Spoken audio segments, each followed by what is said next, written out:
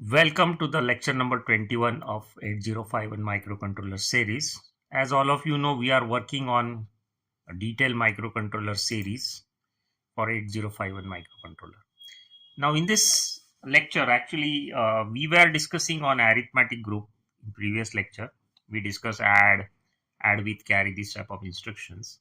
Now it is a time to just go through some loop part as well, because next programs which we will be discussing will be related to loop, will be performing certain operations, certain instructions number of times. Now in almost all languages, C++, Java, or you must have studied for loop, do while. Okay, so actually the base of these looping came from assembly. Actually, whatever program, whether you write in Java or C++ or C, ultimately get converted into appropriate assembly and finally the machine language. Now here I have shown one flow chart. In this flow chart, see, I have some count. R2 is a register and I want R2 to be used as some count. Okay. So I will set that R2 with some initial value. Hash 5 is some, you can say, the immediate number which I want to put into that R2. Look at this instruction. This is corresponding instruction, what I can say. And I will perform some instructions in between. This dotted line is actually some instructions which we want to repeat number of times. Now once this instruction is performed, I will decrement that count in R2 by 1, and I will check if R2 is not equal to 0. If it is yes, then I will go and repeat those instructions. If R2 is 0, then we will come out of the loop, because at that time this no part will get executed. So we'll come out of the loop. So we will be repeating these instructions, whatever dotted line is there. How many times? 5 times. Now corresponding assembly code is like this. We are first setting the value of R2 with immediate number 5. This up is the label actually. And these are some instructions which we want to repeat. Look at this instruction DJNZ. Decrement, jump if not 0. Actually, decrement and checking whether it is not equal to 0 is performed in a single assembly instruction, that is DJNZ. In some microprocessors like 8085, we were actually having decrement instruction and then jump if not 0, that type of thing. But here, this decrement, jump if not 0 is what a combination of decrement and check whether it is not equal to 0, will jump somewhere. So in this instruction, we will decrement R2 by 1 and we'll check if it is not equal to 0, it will again go to up. And if it is 0, it will not go here. Then it will come to the next instruction. This is very important. Everywhere in computer world, you will find that if that condition is true, we follow whatever is written here. If the condition is false, we go to the next instruction. Now, I have shown corresponding embedded C program. If you have studied C language, you must have seen for loop here. So actually what we are doing, instead of R2, we are declaring some variable. Unsigned char means we are assuming an 8-bit variable which can hold the value from 0 to 255 in hex 00 to FF. And here this is the for loop. This for loop, we are first setting count is equal to 5 and we are checking this condition. If count is greater than 0, we'll perform these instructions and we'll come here in iteration part, we'll decrement the count. Again, we'll check if count is greater than 0, we'll do. So if you have studied the for loop in C language, you can easily understand what is happening here. Instead of R2, we are not giving internal register here. We are giving some count as a variable actually. When this program will get finally converted into assembly or machine language, microcontroller can use appropriate register instead of this count. Okay, for now, we assume this as unsigned char as a variable, and this is the for loop. See, this is the initialization part. Will run one time, then it will check this condition, will execute the instruction here, then in iteration it will come here, and then again it will check and repeat. this will be performed only once. Okay, so initialization, condition, iteration is what the for loop you must have studied in C language or in Java as well, right? So same thing is here. This is an embedded C program corresponding to that assembly code. There is one more thing that I want to discuss is a nested loop. Sometimes we want to nest the loops. See what is happening here. I have two counters here, R1 and R2 here. Suppose R1 is initially 10. This is a decimal 10.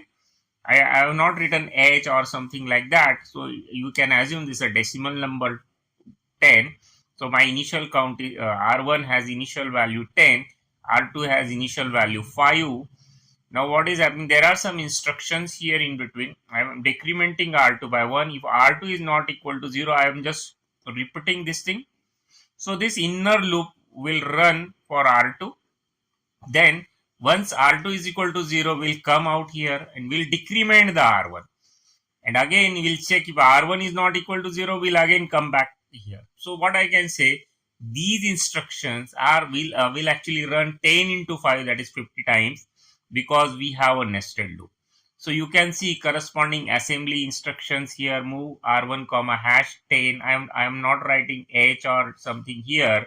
So this 10 is a decimal number. R2 is equal to 0. So move R2 0 5, another instruction corresponding to this. And there is some label here, suppose up. These are some instructions. I am decrementing R2 and checking if it is not equal to 0, we'll go to up. And then here I have this DJNZ R1 and that will go to the next level.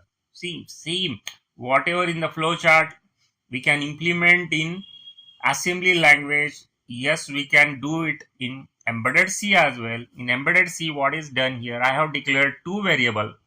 You can assume X as what corresponding to R1, Y as suppose corresponding to R2. Okay, and these are what the loops is. We are initializing first variable to 10, second to 5. This is the inner loop, this is the outer loop, and these instructions will be actually will be executed 10 into 5, that is a 50 times. You can imagine this code. Okay, so if you have the background of C language, you can easily understand. Those who don't have the knowledge of assembly can compare how this code in C is actually equal to the code in assembly, and finally it will get converted to machine language. Any computer can understand only machine language, but this is for our convenience. So when we compile the code, ultimately it is getting converted to assembly and finally to the machine language, right? So now we'll come to the next part actually, that is jump instruction. Actually decrement jump if not 0 is a kind of jump instruction. Rather it is a conditional jump. Okay, so we can classify the jump instructions as conditional and unconditional. See, in conditional jumps, we are checking some condition. If that condition is true, then we take the jump. Then we move to the label, or otherwise we may go to the next line of the code. So these are all various type of conditional instructions. We'll go in detail of these instructions. And these are what short jump, long jump, absolute jump are all unconditional. So we need to jump without checking any conditions, right? So there may be some situation in the program where we don't need to check any condition. We can directly jump. So in those situations, we can use unconditional jumps. We'll see those programs and all those scenarios. So we'll come to the details of these. Okay, so this is what the details of various instructions what we discuss. Look at this conditional jump instruction. It is jump with 0 to some relative address. Now we'll discuss what is the relative address and all those things. Right now you assume that this instruction will check the contents of accumulator. If accumulator is equal to 0, jump will be taken. JNZ is what? Same, only difference is what? If accumulator is not equal to 0, that jump will be taken to that label. But that label should not be very much far. Label should be very close to what we can say minus 128 to plus 127 of the program counter actually. Now how this is handled, we'll discuss on that. But right now you assume that all the conditional jumps are short jump. we will jump to a nearer portion of the code, not very far. For far, we can use the LJMP type of instructions. We'll see that. This is another instruction already we discussed, decrement jump if not 0, Rn. Here what is happening, Rn can be R0 to R7. Okay, so that will decrement that particular register, and if it is not equal to 0, it will jump to the relative address, whatever the label. Okay, this is same. What is difference? Here we are mentioning some direct address. For example, we can write the instruction as decrement jump if not 0, suppose 30h, and some label, suppose next. Okay, so what is happening here? 30h is some location. In that 30h, there may be some count actually. Okay, suppose here is 5. This is actually the count. So this will decrement this count, and if it is not equal to 0, it will move to, or it will jump to the label next. Okay, so in this way, this, what is difference only? Here it is register, here it is a direct address. Here the contents of register will decrement. Here what? The direct address, whatever the contents of that address will decrement. In this way, it will work, right? So next is most important instruction related to comparison. Sometimes we want to compare 2 bytes and we want to take some decision depending upon the comparison. We want to find out whether 2 bytes are equal or not equal, or whether particular byte is greater than another byte. Some sort of that type of situations will come across. Maybe example is, suppose you want to compare the temperature of room with some set point. So you need to compare those 2 bytes, and according to whether the temperature is equal to set point or greater than set point or less than set point, you need to take some decisions, right? So here what I can say, look at this instruction. What is happening? Accumulators is having 1 byte, and that is compared with the contents of direct address, and if those are not same, we'll jump to some relative, we'll jump to some label rather, in another language. So compare jump if not equal. If these 2 bytes are not equal, then we'll take the jump. If it is equal, what will if it is equal, then we'll go to the next line. What we can say?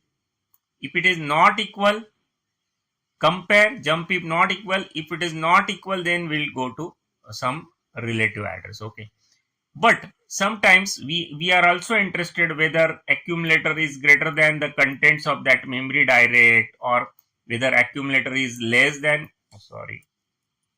whether accumulator is less than the contents of that memory direct. That is also needed, because only equality is not compared whether greater than, less than. This is also important. So this instruction actually affect the carry flag. If it is the case, carry will be clear. If somebody first at this position is greater than whatever is the second position, carry will be clear. If it is at the first position is less than whatever is at the second position, carry flag will be set accordingly. Okay, so in this way we can compare, and we can go at that location and again find out contents of carry flag and decide, okay, if they are same, what will happen? It will come to the next line. For example, I write the instruction as compare jump if not equal a comma suppose 30h. What is 30h? Some direct address, and there is some label, suppose next. Okay, and this next is actually somewhere in the program. This label is there. Okay, and some instructions are there. Now how this instruction will work?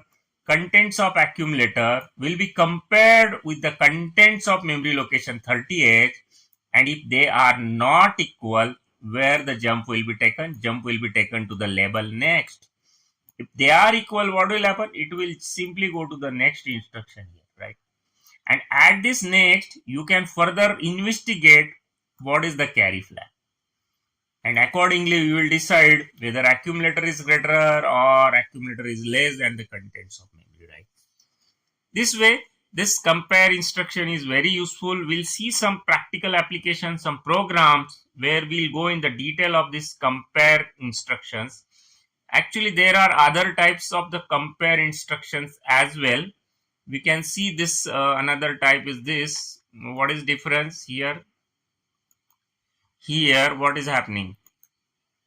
Accumulator is compared with immediate data. See, instead of memory address, you can find hash some data. So that immediate data will be compared with accumulator and accordingly decision will be taken. What is this? @RI with immediate data. What is @RI? Already we discussed many times. It can be @R0 or @R1. For example, if you write compare jump if not equal, okay, @R0 comma hash data is suppose 50h, okay, and some label comma next, for example. How this will work? @R0 means R0 is pointer. It is pointing to some location. In that location there is some data, there is some byte. That byte will be compared with the immediate 15 and then decision will be taken. Now for very much detail what is @R0 and @R1, you can go in my previous lectures where we had already discussed in greater details. Now what is this? Instead of RI, @RI, here it is RN. Now what is RN? RN can be R0 to R7. So contents of that register will be compared with the immediate data and accordingly decision will be taken. Okay. Now next is jump if carry. If carry flag is set, see, before giving this instruction, there may be carry flag which must be set or reset because of some other instruction. So before this instruction in the program, suppose there is add instruction which will affect the carry. So you are taking decision on the basis of carry. If carry is set, you are jumping to some relative address. What is difference? If carry is not set, then you are jumping. Jump if bit. If bit is set, bit addressable RAM, bit addressable location like even P1.0 or some sort of bit. You are comparing, you are just checking whether that bit is set. If that bit is set, you are jumping to relative address. JNB. If that bit is not set, you are jumping to relative address, right? Now this is something different. You will jump if bit is set, and at the time of jumping you will clear the bit. See, if particular bit is set, you will jump to some relative address, but while jumping you will clear that bit, so it may be ready for next iteration. So accordingly, these are all various types of conditional jumps. See, one important point about the conditional jumps is all these jumps are short jumps and unconditional jumps are long jump. Actually, long jump maybe you can, if suppose it is LJMP, what we discuss in PPT, if it is LJMP, actually you can move in the 64 kilobyte of space if LJMP is there. Okay, this is again short jump. In unconditional, LJMP is a long jump and SJMP is a short jump, but for conditional all are the short jump. For unconditional, LJMP is a long jump. So long jump means you can move in the 64 kilobyte space anywhere of the code. Short jump is again same as the conditional jump, only you are jumping without checking any condition, but you can move -128 to +127 of the program counter. So you can see at the time of jumping, you should modify the program counter. What is program counter? We discussed in the very beginning lectures. We need to, if you want to jump, you want to modify the program counter. See, when this instruction is executing, program counter must be showing some next instruction. Okay, so you don't want to go to the next instruction. You want to go somewhere away. So you may decrement or you may increment the program counter, but for short jump, you can only do -128 to +127. So you can just go very nearby the current code, but for long jump, you can completely modify the program counter in 16 bits. So you can move anywhere in the 64 kilobyte of space. Now this absolute jump is something related to 2 kilobyte of space where 11 bit addressing is there. We'll discuss in very much detail. Now in next lecture, we'll discuss how this program counter is modified, what is minus 128 to plus 127. Okay, so for now just remember that all conditional jumps are actually short jump.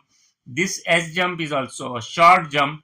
So for these you can move in very much closer space of the program counter. For L jump you can move anywhere in 64 kilobyte space. For A jump actually you can move anywhere in the 2 kilobyte of space. Right now this knowledge will be important. We'll go in the detail how this happens in the next lecture. Thanks for watching. Stop.